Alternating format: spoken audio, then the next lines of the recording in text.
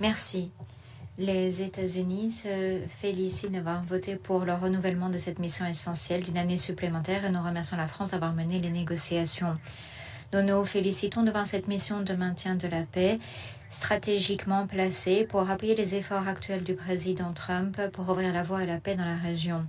Malheureusement, les négociations sur le renouvellement du mandat de la MONUSCO, une fois de plus, ont été perturbées par les efforts du M23 et du Rwanda visant à saboter un processus de paix viable. Lors des négociations, nous avons envisagé d'autres changements apportés au mandat de sorte à faciliter la mise en œuvre du cadre de Doha.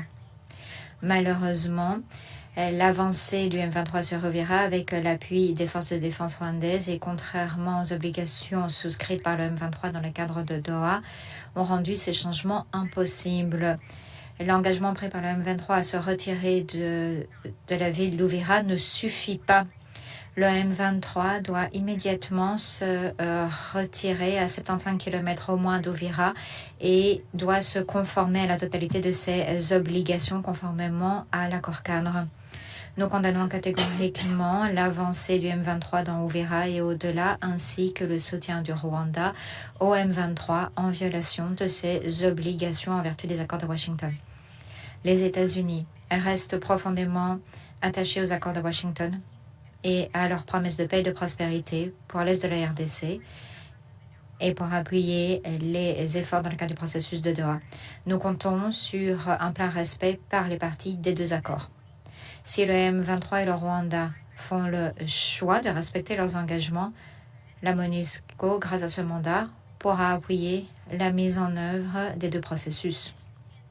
La mission est prête à apporter un soutien logistique nécessaire aux mécanismes convenus entre le M23 et la RDC afin d'assurer la surveillance et vérification du cessez-le-feu. Ce nouveau mandat permet de renforcer les efforts de démobilisation et de rapatriement en cours de la MONUSCO des membres des FDLR pour en garantir la plus grande efficacité possible. Nous exhortons le gouvernement de la RDC à faire davantage pour appuyer ces efforts et pour immédiatement couper tous les liens avec les FDLR.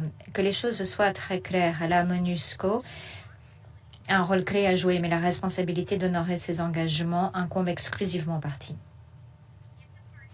Si les parties s'acquittent de leurs obligations, la MONUSCO pourra faire davantage, notamment en appuyant la reprise de l'approvisionnement de l'aide humanitaire dont la population locale a désespérément besoin et pourra être une force d'interposition pour éviter les violations du cessez-le-feu entre les parties, entre autres tâches critiques. Nous comptons évaluer les progrès dans la mise en œuvre au mois de mars et nous verrons s'il est nécessaire que la MONUSCO assume davantage de fonctions à ce moment-là. Je vous remercie.